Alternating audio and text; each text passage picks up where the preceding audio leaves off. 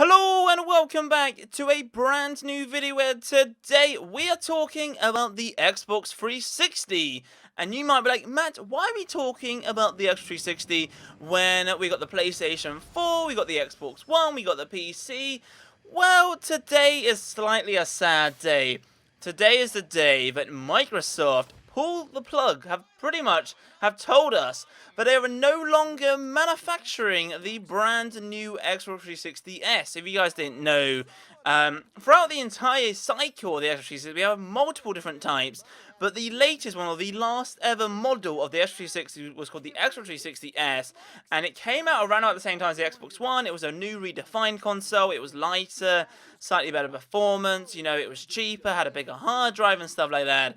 And they're no longer making it. Like, when I saw the news today, I was shocked. I was like, when the Xbox One came out, was like, how long would it take for them to, slowly just push the console off the edge and be like, we're no longer making it anymore? Because developers at the moment are doing that. Because, like, with Treyarch, with Black Ops 3, they said, okay, with Black Ops 3 on the console, on the Xbox One and PS4 and PC, you have the full game. However, on the 360 and PS3, like, you didn't have campaign, I think you just had multiplayer, which was kind of bizarre. They took out features, and it wasn't even developed by Treyarch. Like, they had a separate third-party development team to develop it. It was the same for Titanfall, it was the same for Advanced Warfare. They're doing it for a lot of games, so if developers are pushing it out, when will the manufacturer be like, hey, it's time to hang up our boots here, when is the right time? But for today, Microsoft announced that it was the time for Xbox 360 to slowly die off in terms of manufacturing. I'm unsure about the PS3 though. I think, is the PS3 still in manufacturing? I'll have to look that up after this video. But please let me know in the comments down below if you still know, if you know personally, maybe you work at Sony, or if you know that the PlayStation 3 is still in development, because I would like to know. But today's video, we are going to be talking about the statement. We're going to be talking about some key figures, because there was some big numbers Microsoft said today, about like billions of numbers, saying that the X360 was like one of the most played platforms in the world of generation of gaming. They were pretty much saying like how amazing the 360 was, and it sort of says to us like, I think the 360 is better than the Xbox One, but like these numbers are mad, so stay tuned for that. And if you do enjoy today's video, then be sure to give this video a massive thumbs up, subscribe if you're new, comment down below your thoughts about the 360, because, personally, like, I'm looking at my 360 right now, and I'm like, when will I play you again? So, but no. But today I have some information regarding if you still play your 360, about software updates. Can you still access the F360 Live Store? Can you still buy games with the 360? So stay tuned to the end for that. Today was the day that Microsoft provided us a statement, which is on the screen right now for you guys. So feel free to either pause the video and read the statement and then resume the video, or you can read it and listen to me at the same time, or you can now listen to me where I talk to you guys about a few statements regarding, I pretty much summarize what they've said in a few statements. So stay tuned, and hopefully I do a pretty good job. I think I will, because these statements are pretty good, but I might have missed something, so feel free to read the whole paragraph. But first things first, what they said is X360 helped redefine the entire generation of gaming at Microsoft, and I do agree with them on that point, because when the Xbox, like the first ever Xbox came out, it was, fighting against the PS2, and, the PS2 was dominant. The PS2 was very good. I mean, a lot of my friends are like, I have a PS2, and not many people I knew had a standard Xbox.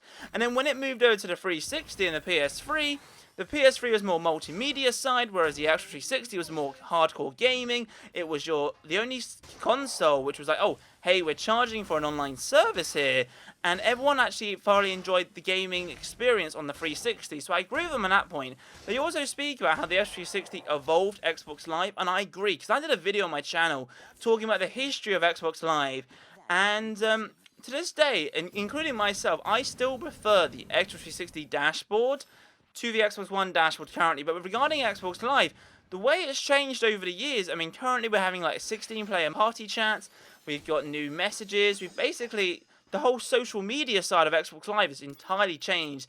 And with the Xbox 360 being, it was out for 7 or 8 years for the Xbox One, that's a long time to develop an online service for the generation of gaming, especially with PlayStation having, PSN, which was free on the PS3, and then they saw the infrastructure that Xbox Live provided. So on the PS4, they were like, hey, we got PlayStation Plus, which is very similar to Xbox Live, but obviously Xbox Live has been around a lot longer.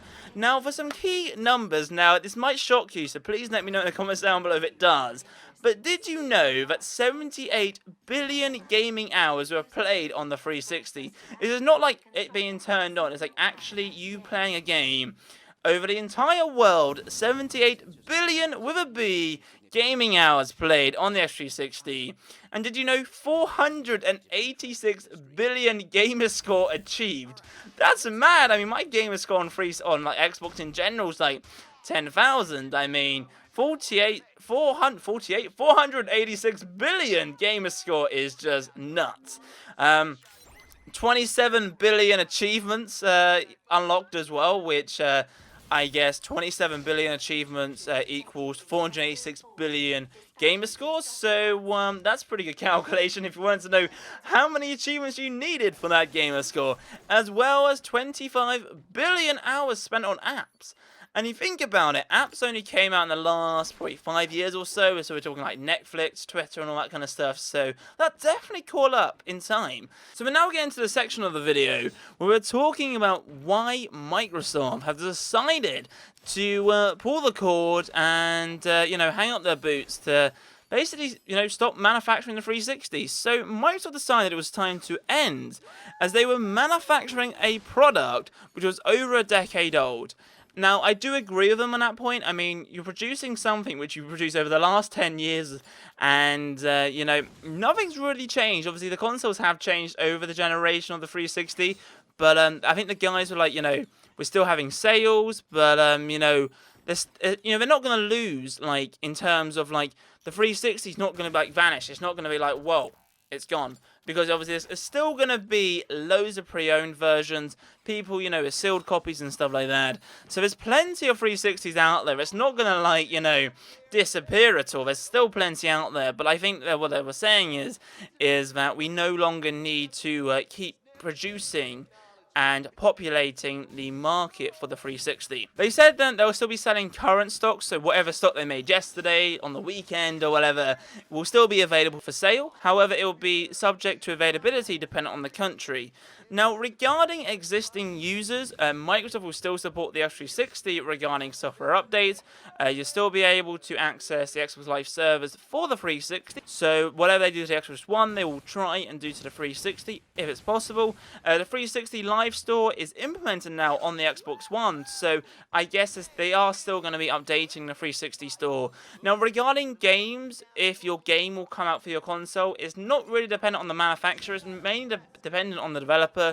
We still don't know when Call of Duty, for example, will just solely drop the PS3 and the 360 and just go straight to the PS4, Xbox One, and PC. We're unsure about that, but just stay tuned. If you haven't got an Xbox One yet, they are coming down very cheap at the moment. I think currently in the UK, they're around about £250 or so.